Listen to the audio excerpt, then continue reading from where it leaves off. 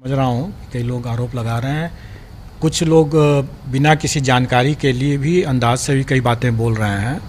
सब लोगों को ये समझना होगा कि ये जो चयन की प्रक्रिया है, इसमें हम लोग जो परीक्षा फल निकाले हैं वो सशर्त है, कंडीशनल है। ये हमारे चयन की प्रक्रिया का एक पार्ट है कि हम पहले मेरिट लिस्ट के हिसाब से अपना रिज़ल्ट निकालें जो कंडीशनल है, और इसके बाद ये डॉक्यूमेंट वेरिफिकेशन होगा जो कि चल रहा है। लोगों की यह शिकायत जैसे सुनने में आ रही है कि बहुत से फर्जी भी इसमें सम्मिलित हो गए हैं, तो इसी को तो बाहर करने के लिए डीवी चल रहा है। हम भी तो यही चाहते हैं कि जो फर्जी हैं वो बाहर हो जाएं, और इसीलिए वो डीवी चल रहा है। और डीवी के दौरान जो लोग गलत पाए जाएंगे वो उछड़ जाएंगे। हमारा काम ये था कि जो भी लोग अभ्यर्थी ने जो दावा किया, उस दावा के आधार पर हमने एक मेधा सूची बनाया। अब उस मेधा सूची के आधार पर उसका दावा कितना सही है कितना गलत है, इसकी ही जांच अब चल रही है। स्वाभाविक है कि जो सही पाए जाएंगे उनका योगदान स्वीकृत हो जाएगा, जो नहीं सही पाए जाएंगे उनका नहीं योगदान स्वीकृत होगा। तो अब इस पर अगर किसी को कोई विवाद है, कहना है, कुछ शिकायतें जैसे आ रही हैं कि गलत सर्टिफिकेट होने के बावजूद भी, जैसे बीएड का सर्टिफिकेट होने के बावजूद भी प्राथमिक में आ गया। तो लोगों को ये नहीं भूलना चाहिए कि जो करीब 10,000 लोग ऐसे भी थे अभ्यर्थी जिन्होंने बीएड और डिप्लोमा दोनों कर रखा है।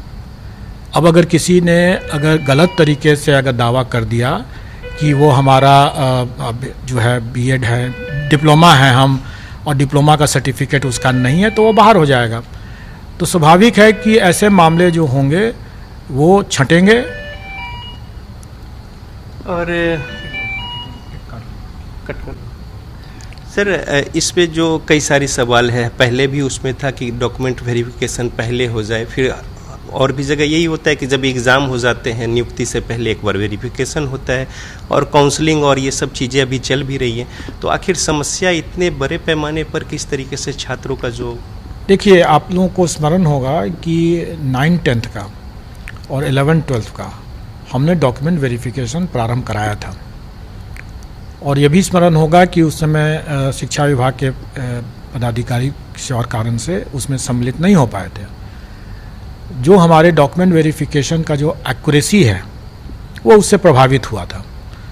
उस समय आपको स्मरण होगा कि कई ऐसे अभ्यर्थियों अपने बात बोले कि उनका पार्शियली वेरीफाइड माना गया, क्योंकि जबकि उनके पास सभी दस्तावेज थे। तो क्योंकि डॉक्यूमेंट वेरिफिकेशन बहुत ज़्यादा एक्यूरेट नहीं हो पाया था, फिर भी हम लोगों ने कई मामले को, जैसे उस समय लगभग 16,000 अभ्यर्थी जो थे वो एब्सेंट थे।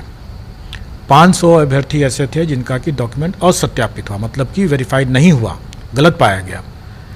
ऐसे जो भी मामले थे उनको हम लोगों ने यहाँ पर चेक किया, अपने पोर्टल से अपने आवेदन जो उन्होंने जमा किया था उसके साथ जो दस्तावेज जमा किए तो उसको चेक किया। उसमें से हम लोगों ने पाया कि कई ऐसे मामले हैं जो कि वाकई में गलत हैं, उनको छांट दिया। जैसे हम लोगों ने बड़ी संख्या में लोगों को यहाँ से छांटा भी है। पार्शियली वेरीफाइड में भी हम लोगों ने देखा कि कुछ मामले ऐसे हैं जो कि वाकई में जेन्युइन हैं या उनको बेनिफिट ऑफ डाउट दिया जा सकता है। ऐसी परिस्थिति में चूंकि इतने बड़े पैमाने पर हो रहा है सब कुछ, इसलिए हम लोग डायरेक्टली डॉक्यूमेंट वेरिफिकेशन नहीं कर सकते हैं। हम लोगों को कहीं ना कहीं सरकार के पदाधिकारियों और शिक्षा विभाग के पदाधिकारियों की मदद ले करके ही इसको संभव हो सकता है, जो कि हम लोग कर रहे हैं। हम लोगों ने मेरिट लिस्ट के हिसाब से जो लोग सफल हुए उनका हम लोगों ने सशर्त रिजल्ट दिया। डॉक्यूमेंट वेरिफिकेशन में जो भी गलत पाए जाएंगे वो हट जाएंगे। हम लोगों ने तो ये भी कह रखा है कि भाई जो डॉक्यूमेंट वेरिफिकेशन में अगर गलत पाए जाते हैं और अगर वो कदाचार की श्रेणी में आता है, मैं आपको उदाहरण दे सकता हूँ। जैसे अगर कोई दिव्यांग अभ्यर्थी अगर दिव्यांगता के आधार पर उसने परीक्षा दिया है और कल को अगर वो इसमें डॉक्यूमेंट वेरिफिकेशन में पाया जाता है कि वो दिव्यांग नहीं है, तो अगर वो अपने मेरिट पर भी अगर वो आ जाते हैं तब भी हम उसको कदाचार की श्रेणी में मानेंगे। क्यों? और इसका हमने अपने उल्लेख नोटिस में भी कर रखा है। ऐसा इसलिए कि दिव्यांगता के कारण से उसे परीक्षा में करीब 40 मिनट एक्स्ट्रा मिला था, प्रति घंटा 20 मिनट एक्स्ट्रा मिलता है। तो उसने तो 40 मिनट एक्स्ट्रा मिल करके तब इसने वो मेरिट हासिल किया है, तो स्वाभाविक है कि उसने गलत किया है वो, तो उसको कदाचार की श्रेणी माना जाएगा। और वैसे केस में उसको न केवल इस परीक्षा से बाहर किया जाएगा बल्कि आगामी परीक्षाओं से भी वंचित किया जाएगा। इसी तरह से अगर कोई अभ्यर्थी अगर गलत दावा करके अगर अपना देते हैं और बोलते हैं कि हमने तो डिप्लोमा कर रखा है और डॉक्यूमेंट वेरिफिकेशन में अगर वो डिप्लोमा नहीं मिलते हैं तो डॉक्यूमेंट वेरिफिकेशन में वो बाहर किए जाते हैं और उनको गलत बयानी के लेकर हम लोग उन पर कार्रवाई भी कर सकते हैं। उसी तरीके से अगर किसी ने अगर अपना STET का सर्टिफिकेट दिया है कि 2019 का और वो बिहार के बाहर के निवासी हैं, तो अब ये कहना कि चूंकि वो बिहार के बाहर के हैं इसलिए उनका STET का वो सर्टिफिकेट गलत हो गया, तो ये तो अनुसंधान का विषय है। अभी मैंने कुछ लोगों से बात करते हुए हम लोगों ने पूछा उससे, अभी कुछ शिकायत लेकर आए थे तो हमने पूछा भी कि जो जिसकी बारे में आप चर्चा कर रहे हैं क्या 2019 में ये लिखा हुआ था कि बिहार के स्थायी निवासी होंगे कि बिहार के निवासी होना आवश्यक था। उसने देख करके विज्ञापन देख के बताया कि नहीं, बिहार का निवासी होना पर्याप्त था। तो बिहार के स्थायी निवासी और बिहार का निवासी दोनों में बहुत अंतर होता है। जो व्यक्ति 2019 के STET की परीक्षा दिया, संभव है कि वो उस समय बिहार का निवासी रहा हो और आज बिहार का निवासी नहीं है। अगर उसको बिहार के निवासी के आधार पर आज चूंकि वो नहीं है, ये मानते हुए कि उस समय भी नहीं था, अगर उसको बाहर कर दिया जाए तो ये उसके लिए नाइंसाफ़ी हो जाएगी।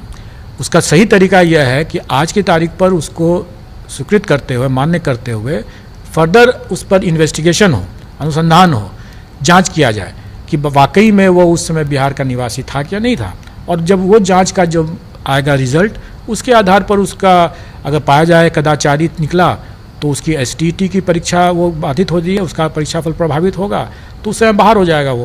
लेकिन आज की तारीख पर उसके पास में अगर जायज़ STET का प्रमाण पत्र है तो सिर्फ आशंका के आधार पर उसको बाहर नहीं किया जा सकता है। तो जो काउंसलिंग हो रही है डिस्ट्रिक्ट्स में, तो ये उम्मीद कुछ बच्चे रख सकते हैं कि जो अगर वहाँ पे कुछ गलत होता है तो जो वेटिंग लिस्ट के जो लोग हैं उनको चांस मिल सकता है? बिल्कुल, हम लोगों का हमेशा से ये प्रयास रहा और ये पूर्व की परिपाटी भी रही है कि जब भी हम डॉक्यूमेंट वेरिफिकेशन करके सरकार को लिस्ट देते हैं, चूँकि उन सब मामलों में हम लोग सीधे अपना डॉक्यूमेंट वेरिफिकेशन कर लेते हैं, छोटी संख्या रहती है। इसमें अब चूँकि बड़ी संख्या है इसलिए डॉक्यूमेंट वेरिफिकेशन अब सरकार के स्तर से वहाँ पर हो रहा है। तो जब भी कोई सरकार के समक्ष जब जाता है मामला योगदान के समय और पाया जाता है कि वो गलत है, तो सरकार हमारे पास वापस भेजती है और हम लोग उस पर पूरक अपना सप्लीमेंट्री रिजल्ट देते हैं। और वो हम लोग इस मामले में भी देंगे। अभी हमारी शिक्षा विभाग के साथ वार्तालाप हो चुका है, उनका पत्र भी आ चुका है और हम लोग इस बारे में बहुत स्पष्ट हैं कि जो भी इसमें वैकेंसी क्रिएट होगा डॉक्यूमेंट वेरिफिकेशन के कारण से भी, जो ड्रॉप आउट्स होंगे या जो एक से अधिक जिनका परीक्षा फल मिला हुआ है उसमें भी जो कोई एक ही नौकरी करेंगे, तो जो भी वैकेंसी बचेगा वो सारी वैकेंसियों को जोड़ करके हम लोग उसका सप्लीमेंट्री रिजल्ट देंगे। और मैं यहाँ पर इस बात को भी और स्पष्ट कर देना चाहूँगा कि मान लेंगे सप्लीमेंट्री रिजल्ट हम लोग देते हैं 5-6 हज़ार 7 हज़ार जितने लोग निकलता है उतना देते हैं, तो उनका भी इसी प्रक्रिया के तहत DV होगा, डॉक्यूमेंट वेरिफिकेशन होगा। और अगर उसमें भी अगर फिर से कोई अगर गलत पाए जाएंगे तो छंटेंगे और छंटने के बाद जो मान लीजिए 400-500 फिर से वैकेंसी क्रिएट होगा तो हम फिर से सप्लीमेंट्री निकालेंगे। कहने का मतलब यह है कि ये प्रक्रिया सतत चलेगा जब तक कि हमें सही तरीके से डॉक्यूमेंट वेरिफिकेशन के बाद सही तरीके से सही लोग जब तक योगदान पूरा नहीं कर लेते हैं तब तक हम लोग सप्लीमेंट्री रिजल्ट निकाल करके उसको भरेंगे। एक छोटी सी और बातें हैं, जो कंप्यूटर साइंस के जो परिणाम थे उसमें कुछ जो देरी हुई थी, इसको लेकर जो अभ्यर्थी थे उनके मन में कई सवाल था। जब परिणाम आ गए तब वो कई सवाल खड़ा कर रहे हैं और कुछ लोग अभी BPSC के गेट के बाहर भी कुछ लोग हैं, बच्चे जो हैं वो अपनी बातों को लेकर या प्रदर्शन या तमाम बातें, तो वैसे बच्चों को थोड़ा जो भ्रांतियाँ हैं या फिर उनके मन में जो शंका है उसको थोड़ा अपनी ओर से दूर कर दें। एक तो कुछ लोग आए थे मेरे समक्ष और मैंने उनको क्लियर भी कर दिया और आप अभी देखेंगे कि बाहर में अब कोई अभ्यर्थी नहीं है।